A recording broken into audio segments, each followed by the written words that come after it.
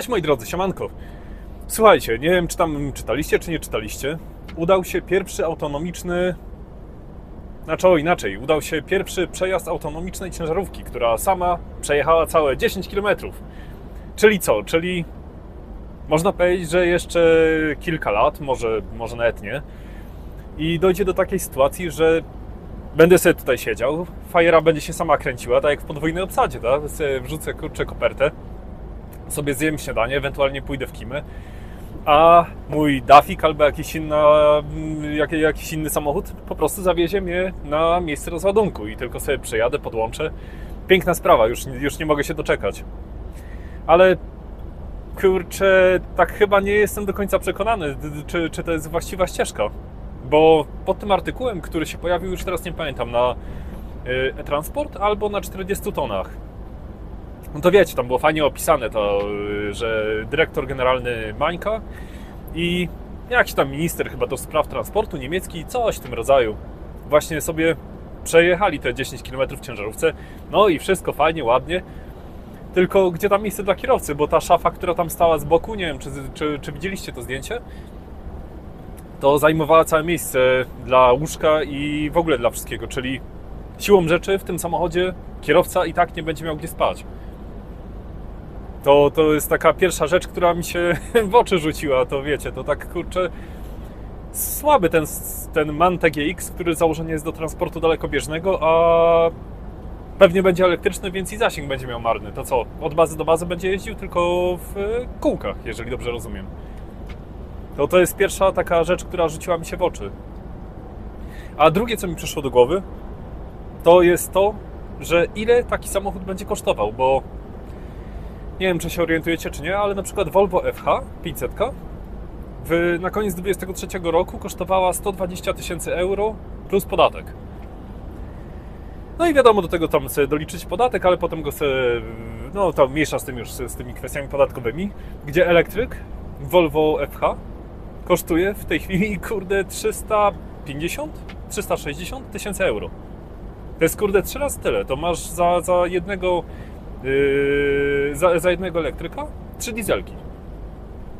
To pomyślcie sobie, jeżeli ta nowa ciężarówka autonomiczna będzie w wersji elektrycznej, co zapewne tak będzie, bo raczej wątpię, żeby ją w dieslu produkowali, to ile ona będzie kosztowała, jeżeli sam elektryk już, kurde, kosztuje 350 tysięcy, załóżmy. To ile ona będzie kosztowała, kurde, pół bańki? 700 tysięcy? Przecież to jest chore. To gdyby przeznaczyli te pieniądze, tą różnicę w cenie na zakup kilku zestawów w dieslu, i jeżeli faktycznie to jest spowodowane tym, że nie ma kierowców, a te pieniądze by przeznaczyli, tak, na wypłatę godziwą dla tych kierowców, którzy mieliby tym jeździć, to powiem wam, by nie mieli już problemu z kierowcami. Kurwa, ile to jest pieniędzy? Kolejna rzecz, tak jak tutaj, teraz jadę po tej zwężce, to ja na marginesie nagrywam, to jest zaraz majówka, nie? A w Austrii, jak widać, jest teraz 2,5 stopnia i kurde, pada albo deszcz ze śniegiem. To całkiem spoczko. Dzisiaj jest taka zwężka i jest jakaś pomieszana, tak? Przebudowują, nie wiem, linie przekładają, cokolwiek innego. I tak jak po tym artykułem większość z was pisała, że nie wiem, przyjdzie wieczór, jakiś zjazd zamknięty, zastawiony, przebudowa autostrady i tak dalej, i tak dalej, i tak dalej. To w jakiś magiczny sposób ta ciężarówka autonomiczna, ona musi ocenić tą drogę. Nie wiem, musi pomyśleć, nie wiem, pomyśleć. No ona ma po prostu program zapisany, tak? I nawet jeżeli będzie wyposażona w tą sztuczną inteligencję, która teraz tam w jakiś sposób sobie radzi, no to dobrze wiecie, że czasami są takie sytuacje, że nawet samemu siłą rzeczy się potrafisz, kurde, zaorać, tak? Kolejna rzecz, na przykład taki magik, jak teraz mnie wyprzedza, nie wiem, i załóżmy się wpierdoli pod samą maskę. I taka ciężarówka autonomiczna, co ona pomyśli, jak ta przeszkoda nagle się jej pojawi? Że ktoś, kurczę, zajechały drogi, tak? Czyli co, automatycznie albo zwalnianie, albo hamowanie. Bo nie zrobi tak jak, nie wiem, normalny kierowca, że jak zacznie zwalniać mu ten tempomat adaptacyjny, że wciśnie gaz i wiecie, i do przodu podjedzie. Znaczy podjedzie, no po prostu nie będzie zwalniała. To ta jazda zdecydowanie, moim zdaniem, mniej płynna będzie, a jeżeli będzie tym bardziej ustawione to na 80 na godzinę, bo pewnie tyle będzie jechało, bo przepisowo tak jest, to każdy jeden będzie nawet girteki, nie girteki będą zajeżdżały i drogę i będzie na pewno zdecydowanie mniej płynna ta jazda. Dobra, trochę odjechał, kadr mi psuł. Ale widzicie, z drugiej strony też trzeba wziąć pod uwagę, że jakby nie patrzeć, ten XXI wiek, czy tam już połowa będzie się zbliżała, ma też swoje jakieś prawa i obowiązki. No, jest rozwój techniczny, tak samo kiedyś pojawił się GPS, każdy mówił, że niepotrzebny, że kijowy, że będzie wprowadzał w błąd. W tej chwili bez GPS-u, no słabo się, kurde, funkcjonuje. Tak samo było z tymi hamulcami automatycznymi. Tam raz w życiu chyba mi się włączył tak, że faktycznie zaczął hamować przede mną, ale wiecie, ale jakieś tam działanie ma. Tempomat adaptacyjny, bardzo fajna sprawa. Jedziesz sobie, nie ma tam żadnego problemu zazwyczaj z jego działaniem, no chyba, że rzeczywiście tam gdzieś te znaki się pojawią w dziwnym miejscu, no to wtedy wyczuje to jako zagrożenie i zacznie zwalniać, albo tak jak teraz ten wjechał, no to wiadomo, on zaraz spuszcza kilka oczek i chciałby zwolnić, tak? Żeby odstęp zachować. Ale to jest jeszcze co innego, bo na przykład widzicie, na pewno wielu z Was było na jakimś, nie wiem, DHL-u, czy jakimś innym tam logistyku takim gigantycznym, Schenkerze, nie Schenkerze, no różne tam firmy są, czy nawet na samochodówce jakieś. To tam te małe ciężarówki autonomiczne, takie tam od rampy do rampy, czy przewiezienie BDF-a, czy tam czegokolwiek innego, one już funkcjonują, jeżdżą sobie. I powiem Wam, takie zastosowanie jest jak najbardziej według mnie w porządku. Bo kiedy, no rzeczywiście potrzebny byłby ten kierowca, żeby wykonywać taki drobny przejazd wewnątrzfirmowy i by w kółko jeździł tak przez cały dzień tam po samym zakładzie od rampy do rampy, no to wiecie, to taka kurde ni w oko ta robota, no taka może być wykonywana przez to urządzenie bez żadnego problemu i bez zagrożenia, ale ono sobie powolutku jedzie, ma swoje szlaki wytyczone i mniej więcej ustabilizowaną sytuację na tym zakładzie. Więc w takie zastosowanie, powiem Wam, wierzę, że to faktycznie sprawdzi się, że nie wiem, przykładowo macie postawione BDF-y, podjeżdża cyk do rampy, wraca znowu do kolejnej, no i tak może kurde całą dobę jeździć, no to zajebista sprawa, tak? Tak samo, nie wiem, podstawić naczepę nawet, no pewnie też dałoby radę, żeby się samo sprzęgło i dociągnęło do jakiejś tam rampy, podstawiło naczepę, odjechało i wiecie, fajna sprawa, no to też spoko. Więc tu w tym wypadku naprawdę się zgodzę, że takie zastosowanie jest jak najbardziej adekwatne. Ale taka opcja, że ciężarówka, która waży tam x ton, będzie jeździła po drogach publicznych, nawet jakby nie wiem, jak zajebiste te radary były, tak? Nie wiem, jak bardzo sprawdzone by musiały być, żeby, kurde, przy takiej masie to nawet przy osobówkach to robi błędy, tak? Ile razy się słyszy o tym, że to było kilka wypadków w ciągu ostatnich tam kilkunastu miesięcy, powiedzmy, w Stanach, gdzie na przykład te taryfy, co same jeżdżą, wjechały po prostu pod inne auto, tak? Albo jakaś Tesla nie zauważyła ciężarówki, bo pomyślała, że to coś tam innego jest.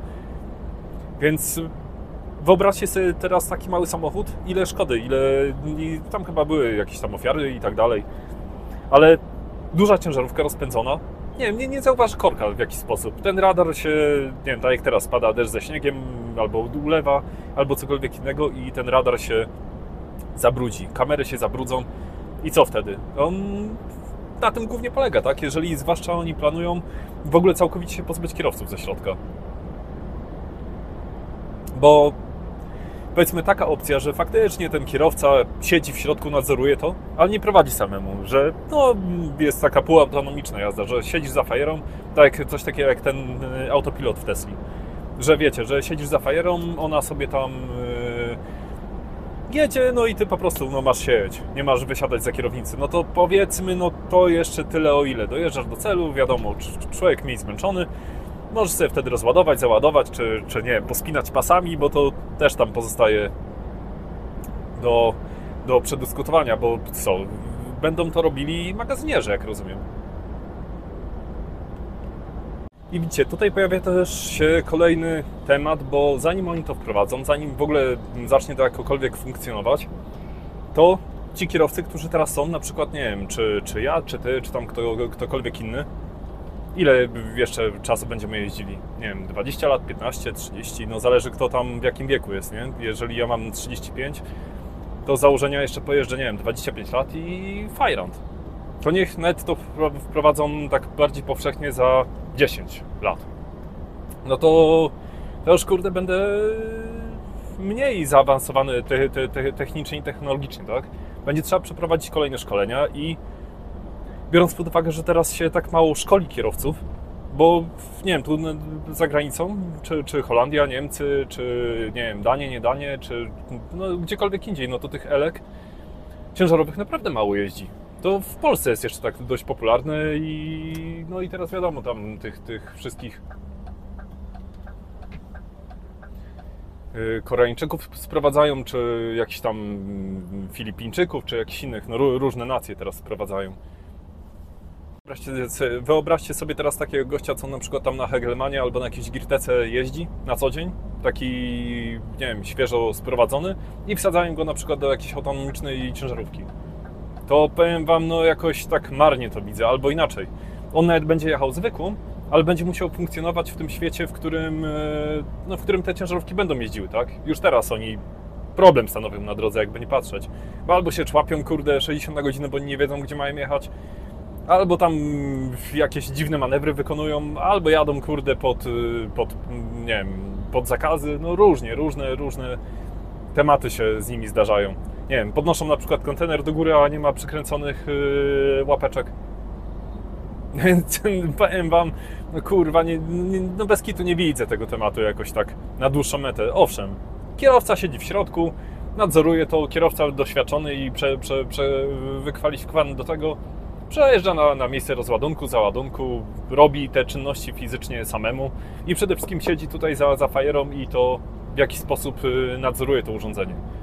Jeżeli jest sytuacja awaryjna też, nie wiem, przykładowo program jest napisany tak, że nie wiem, w sytuacji awaryjnej nie ma skręcać, nie ma robić jakichś dziwnych manewrów, tylko ma na przykład po prostu hamować awaryjnie, tak? Nie ma robić, nie wiem, jakichś uników za bardzo, ani niczego innego, bo po prostu, no, programista, który napisze ten program, no to co, napisze, słuchaj, masz, kurde, pustą naczepę, no to masz inne zachowanie samochodu, a masz pełną, no to też będzie inna.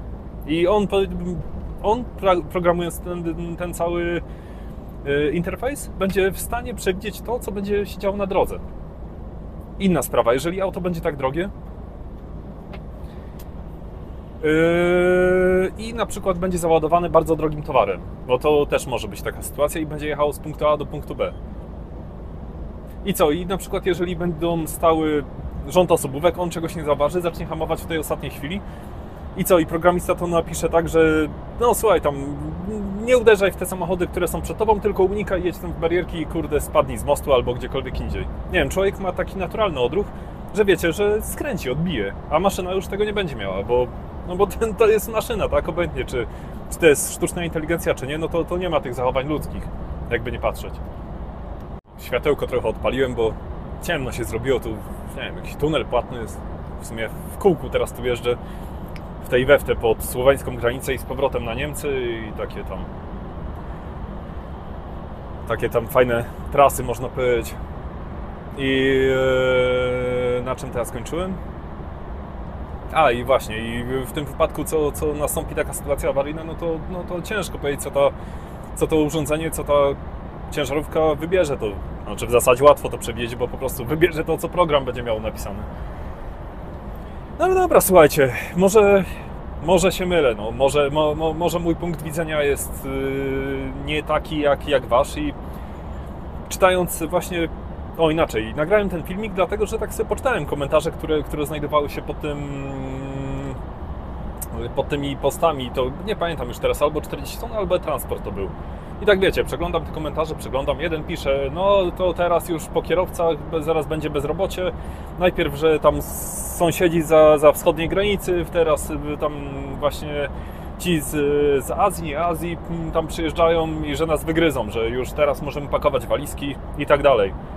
Inny pisze, że no to powodzenia życzy, bo będą same wypadki, albo będą stały te ciężarówki, albo no różne, że nie będą sobie radziły po prostu w ruchu ulicznym. Ja myślę, że jeden, drugi i na przykład te opinie też, że to po prostu będzie funkcjonowało, że to wszystko po części ma jakieś tam zastosowanie i jest po części prawdą, tak? Tylko to musiałoby być faktycznie zrobione z głową i rozsądnie i tak mi się wydaje. No, podzielcie się ze mną swoimi spostrzeżeniami. A tymczasem w tym filmiku to byłoby na tyle, więc trzymajcie się. Do następnego. Cześć.